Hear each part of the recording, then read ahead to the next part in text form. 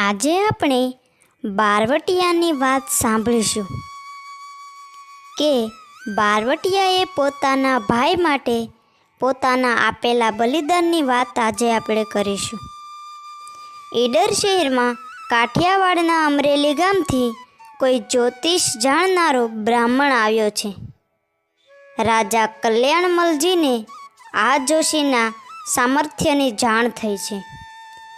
એણે બ્રાહ્મણને રાજ કચેરીમાં બોલાવ્યો. ત્યારે બ્રાહ્મણ આવ્યો અને મહારાજે એને પ્રશ્ન કર્યો, મારું મત કહી દેશો જોશી? મારવું જીવાડવું એ તો પ્રભુના હાથની વાત છે. રાજાજી, હું તો ફક્ત જન્મોત્રીના આંકડા માંડીને ભવિષ્ય ભાખું છું. તો રાજાએ કહ્યું, મારું ભવિષ્ય જોશો કે મારું મત ક્યારે છે? આટલા બધા માણસોની વચ્ચે કહેવરાવવું રહેવા દો મહારાજ, ફરમાવો તો હું આપને એકાંતમાં મળું, એવું જોશીએ કહ્યું. તો રાજા કહે, ના ના જોશી, આ તમામ મારા માટે જીવ દેનાર રાજપૂતો છે અને એનાથી મારે અંતરપટ ન હોય. કહો, જે કાંઈ મારી જન્મકુંડળીમાંથી નીકળતું હોય તે કહો.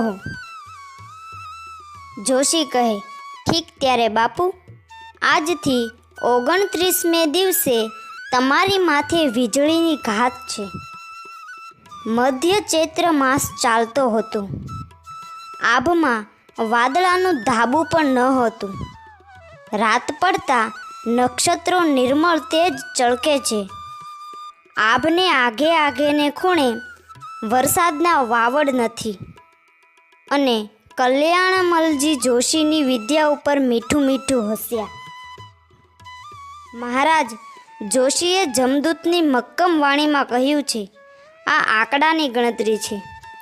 વિધાતાના લેખ જેવી 29મે દિવસે જતન રાખજો. તો રાજા કહે, અને ગણતરી ખોટી પડી તો? જોશી કહે, તો જનોય બાળીને પી જાઓ. એમ નહીં મહારાજ, જુઓ, તમારું ભાખ્યું જૂઠું પડે તો જન્મ કેદ દઈશ, રાજાએ કહ્યું. અને સાચું પડશે તો ઈડર રાજ્યનું એક ગામ આપીશ. લાવો ત્રાંબાનું પતરું. અને ત્રાંબાનું પતરું મંગાવી કલ્યાણમલે એક ગામનો પટ્ટો કરી કાર ભારીને સોંપ્યો અને આજ્ઞા દીધી કે 29મો દિવસ ઉતરીને 30મો દિવસ ઉગે અને જો વીજળી પડી હોય તો આ બ્રાહ્મણને લેખ સુપરત કરજો. બ્રાહ્મણને નજરકેદ રાખવામાં આવ્યો અને 29 દિવસની અવધિ ઓરી આવવા લાગી. થતાં થતાં 22 દિવસ ઉગ્યા અને આથમ્યા. ત્યારે રાજના ચતુર માણસોના મનમાં વિચાર ઉગ્યો કે વખત છે ને કદાચ બ્રાહ્મણની વાણી સાચી પડે, માટે કોઈ વીજળીનો પછાડ ઝીલીને જતન કરે તેવી જગ્યાએ ઓથ લેવો ભલો. બ્રાહ્મણે કહ્યું, બરાબર છે, હું નથી કહેતો કે રાજાનું મોત છે. હું તો ખાલી કહું છું કે મહારાજને માથે વીજળીની ઘાત છે. કોઈ સારો ઓથ લઈને તમે ઘાત મોળે પાડી શકશો. ઓથ લેવાય એવું તો આપણા જોધપરિયા ડુંગરનું ભોંયરું છે, એમ જાણકારોએ જાણ દીધી. અને જોધપરિયાના ભોંયરામાં છેલ્લું અઠવાડિયું વિતાવવાનું નક્કી થયું. ભોંયરામાં સાફસૂફ થઈ અને સરજામ પહોંચ્યા. વાદળની સાથે વાતો કરતો, જુગ જુગથી વીજ વરસાદને તોફાનના ઘા ઝીલતો કાળો જોધપરિયો, કાળના હૈયામાં ખટકતી ખીલી સરીખો અને ઈડરની ધરતી ઉપર પડછાયા નાખતો અને ગરુડ પંખીઓને આશરો દેતો ઊભો છે. એની ભૈરવી ટૂંકને માથે કાળનો એક પણ ઘા ફૂટ્યો નથી. કોઈ વ્રતધારી જોધો જાણે કવચ પહેરીને આઠે પહોરને આલબ લેતો ઊભો હોય એવા અટકી ડુંગરની પલોઠી નીચે મોટી દરબાર કચેરી સમાય તેવડું પોલાણ પથરાયેલું છે.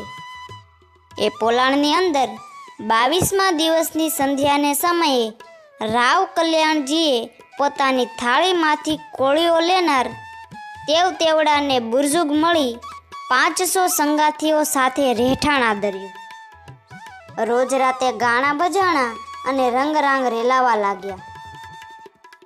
7 દિવસમાંથી એક દિવસ વીત્યો, બીજો દિવસ ઉગીને આથમ્યો, ત્રીજા દિવસની જડ લાગી.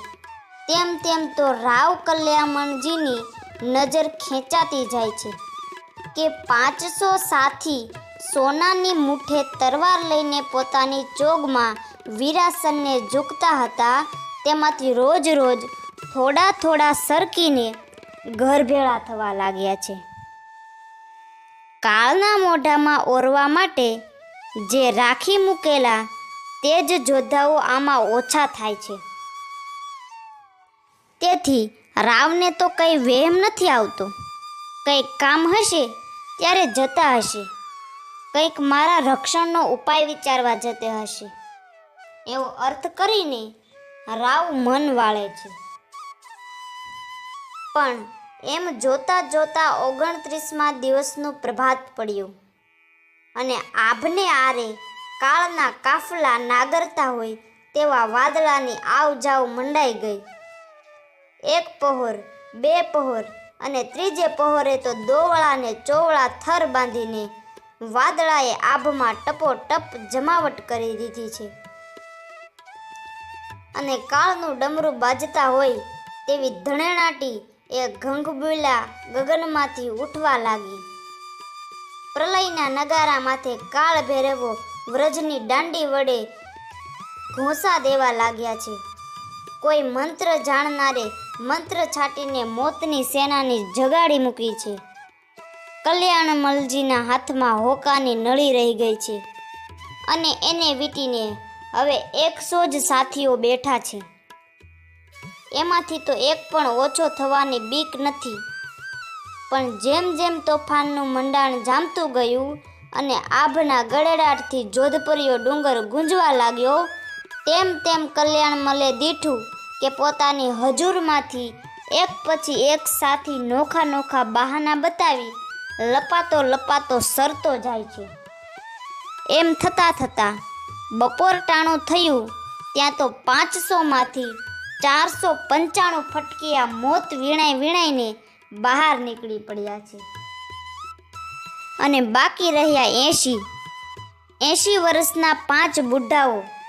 એ 5 ડોસા કઠણ છાતી કરીને રહ્યા તો ખરા, પણ રાવ કલ્યાણમલથી આઘેરા જઈને ભોયરાના છેટા ખૂણામાં લપાતા બેઠા. પોતાની અન્નદાતાની પાસે બેસવાથી તો એને પણ વીજળી પડવાની બીક હતી.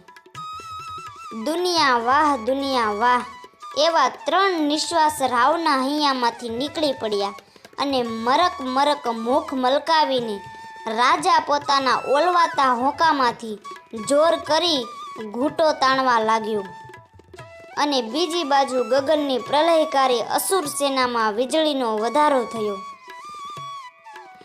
ઘડી આભના અંતર ભેદતી અને ઘડી ધરતીને માથે ગળથોલા ખાતી વીજળીએ ઘોર નાટભર માંડ્યો. કડડડ કડડડ 3 કડાકા થઈને ડુંગરાને હલમલાવા લાગી.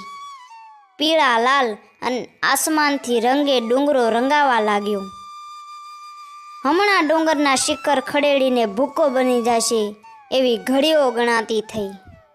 ઈડર શહેરને ગઢે કોટે કાંગરે ઝાડવે અને ઝરૂખે હજારો માનવી ચડી ચડીને જોધપરિયા ડુંગરા માથે મોતની આતશ બાંધી મંડાણી હતી.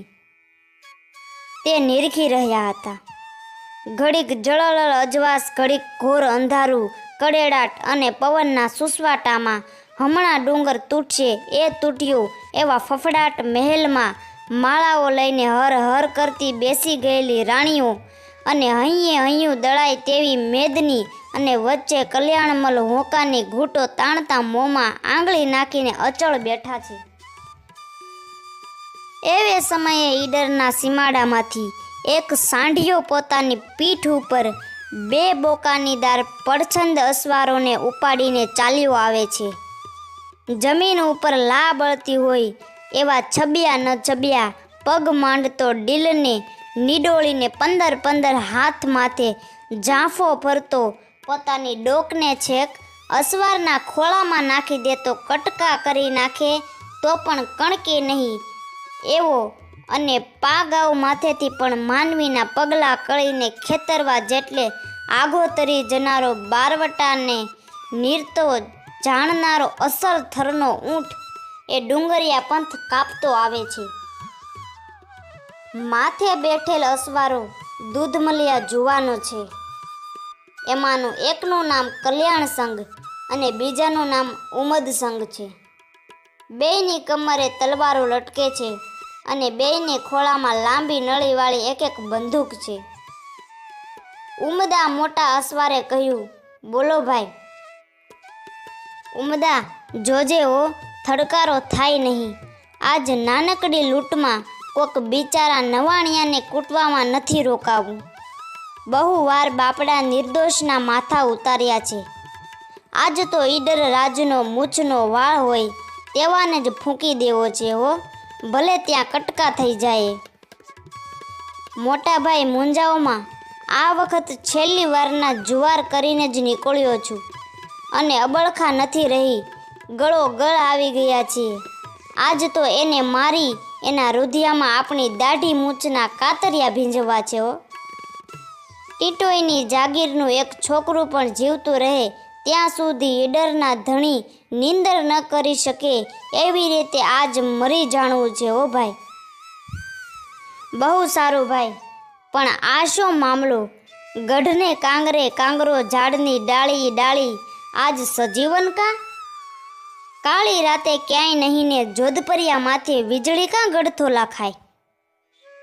અરે પણ સીમાડે ક્યાંય એંધાણ નથી અને શહેરમાં આ મેઘડાંબરને વાવાઝોડું ક્યાંથી? બંને જણા અજાયબીમાં ગરકાવ થઈ ગયા.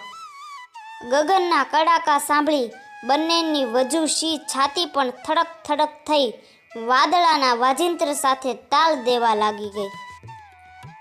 અજવાસના ઝબકારામાં બંનેની આંખો અંજાઈ જવા લાગી. થોડી વારમાં તો સાંઢિયો ઈંડરના દરવાજા પાસે આવીને ઊભો રહ્યો અને આગલા અસવારે દરવાનને હાંક દઈ અને પૂછ્યું, આ બધું શું છે આજ? ઉઘાડી તરવારે ટહેલતા પહેરીગીરીઓ ટૂંકે ટચ ઉતરી દીધો. રાવ સાહેબને માથે વીજળી પડનારી છે. બારવટિયાએ કીધું, કોણે કહ્યું? તો પહેરેદાર કહે, અમરેલી ગામના જોશીએ. ક્યાં છે રાવ? પહેરેદારે કહ્યું, જોધપરિયાના ભોંયરામાં. તેમણે કહ્યું, કોણ કોણ છે સાથે? તો પહેરેદારે કહ્યું, હતા તો 500, પણ અટાણે તો 5 રહ્યા છે અને એ પણ આઘેરા જઈને બેઠા છે. ઉમદા, સ્યાંઢિયાને હાકી લે જોધપરે, એમ કહીને કલ્યાણ સંઘ પાછલા કાંઠામાં ટટ્ટાર થઈ ગયો અને જોધપરિયા માથે ઊંટ વહેતો થયો. કોટને કાંગરેથી માનવી જોઈ રહ્યા છે કે સાંઢિયાના અસવારો જોધપરીએ મરવા માટે જાય છે. વીજળીની અજવાસમાં ઊંટ અનેક રંગે રંગાતો આવે છે અને ગડગડાટ કરીને ખાઈ જવા તત્પર થયેલા આભ સામે છાતી કાઢીને મરણિયો ઊંટ ફાળ ભરતો ચાલ્યો જાય છે. અસવારોએ ડુંગરાની તળેટીમાં ઊંટ ઝોકાર્યો, ઊંટ ઝૂક્યો ને ઝૂક્યો. ત્યાં તો બંને અસવાર સપાટામાં ઠેકડા મારી અને ઉતરી ગયા. ભોયરાને બારણે દાખલ થયા. ઉમદા, જોજે હો, તું કાંઈ કરતો નહીં, હું જ હિસાબ ચૂકવીશ. એટલું કહીને કલ્યાણ સંઘ દાખલ થયો. અંદર જઈને જુએ તો હલમલીને તૂટું તૂટું થતા ડુંગરાની નીચે જીવતા માણસનું પ્રેત બેઠું હોય તેવા રાવ કલ્યાણમલને બેઠેલા દીઠા. એકલા નિરાધાર અને મરવાની અણી ઉપર કલ્યાણ સંઘના અંતરમાં ઉભરો આવ્યો. આ હા હા, મારો ભાઈ ઈડરનો છત્રપતિ આજે એકલો? મોટા ભાઈ, ભારી લાગ મળ્યો ફૂંકી દઉં છું. જે મોરલી, એમ કહીને જ્યાં ઉમેદ સંઘ બંદૂક ઉગામવા જાય તા તો કલ્યાણ સંઘે ઉમદાનો હાથ ઝાલ્યો. ઉમદા, જામગરી ઓલવી નાખ. બેઉ ભાઈ રાવની પાસે જઈ ઊભા રહ્યા. કોણ તમે? બોલતા જ રાવનો અવાજ ફાટી ગયો. બારવટિયા કહે, અમે કોણ? નથી ઓળખતા બાપ? તે રાનને પાન કરી નાખેલા તારા ભાઈ ઓળખ્યા કે નહીં? એટલું કહીને બંને બારવટિયાએ બુકાના છોડી સુસવાતા વાયરામાં બંનેની વાકડી મૂછો ફરકી રહી. આ કોણ? કલ્યાણ ઉબદા, તમે આવી પહોંચ્યા? તો બારવટિયા કહે, હા બાપ, અટાણે ન આવીએ તો પછી ક્યારે? આમ કહી અને કલ્યાણ સંગ કરડું હાસ્ય કર્યું. ત્યારે મહારાજા રાવ કહે, ભલે આવ્યા કલ્યાણ ઉમદા, બ્રાહ્મણની વાણી સાચી પડવા ભલે આવ્યા. તમારા મ્યાનમાં પણ વીજળી જ છે ને ખેંચો ભાઈ. સાંભળીને બારવટિયાની આંખ પલળતી દેખાઈ. બારવટિયા કાંઈ બોલી ન શક્યા. ત્યાં તો કડડ ડુંગરો રેડક્યો અને રાવે કહ્યું, કલ્યાણ સંગ ભાઈ, તું ભાગી જા, હમણાં વીજળી પડશે. ભાગી જવું હોત તો આવત જ શા માટે? અને તને બહુ વાલા હતા તો તે ભાગી ગયા. એની ભમરાણથી તે તો અમારો રોટલો જૂટવ્યો છે. કડડ બીજી વાર મોતનો સાદ પડ્યો અને મોટેરા બારવટિયાએ કલ્યાણ સંગ રાવનો હાથ ઝાલ્યો અને કહ્યું, ઉઠ, ભાગી જા, બહાર નીકળી જા. અને તું રાવે પૂછ્યું, હું તારો નામેરી છું. ઉઠ, બ્રાહ્મણની વાણી ભલે સાચી પડે, હું ખાઈ પી ઉતર્યો છું, તો તું લાખોનો પાલનહાર છે. હું ઉઠી અને તને મારી ઘાત ઝીલવા દઉં. રામ રામ રામ. ત્યાં તો કડડ ત્રીજો કડાકો થયો અને આભ તૂટી પડ્યું. ડુંગરો હલમલ્યો, ઉપરથી શિખર ચીરાણું અને 12 સૂરજ ભેળા ઉગ્યા હોય તેવો ઉજાસ થયો. અને એક પળમાં તો બારવટિયા કલ્યાણ સંગને રાવનું બાવડું જાલી અને ઘા કર્યો. રાવ આઘેના ખૂણામાં જઈ પડ્યો અને ઉપરથી વીજળી પડી. એ બારવટિયા એ લંબાવેલા હાથને ખોટો પાડી પાછી છલાંગ મારી અને ગુફાના ચારેય ખૂણા જાણે ચૂરા કરી નાખશે તેવી કિકિયારી કરતી તાંડવ રમતી અને ઇન્દ્ર મહારાજની સળગતી શમશેર ગગનમંડળમાં પાછી ચાલી ગઈ. પલકમાં તો તોફાન સંકેલાઈ ગયું, જાણે સ્વપ્ન આવીને ઉડી ગયું. બ્રાહ્મણના અક્ષર સાચા પડ્યા. કલ્યાણ નામના 2 માણસોમાંથી એક ઉપર વીજળી ત્રાટકી અને બરાબર વખતસર રાજા કલ્યાણમલની ઘાત લીધી. ભાઈ, મારો ભાઈ, એમ બોલતો રાવ આવી અને બારવટિયાના પગમાં પડી ગયો. ગદ્દ કંઠે કોઈથી કાંઈ બોલાયું નહીં. ધન્ય છે આપણી આવી ધીંગી ધરાને, જ્યાં આવ્યા અનેક શૂરવીરોએ જન્મ લીધા છે. આવી જ અવનવી ઇતિહાસોની ઘટના સાંભળવા માટે અમારી ચેનલને લાઈક કરો, શેર કરો અને સબસ્ક્રાઈબ કરો.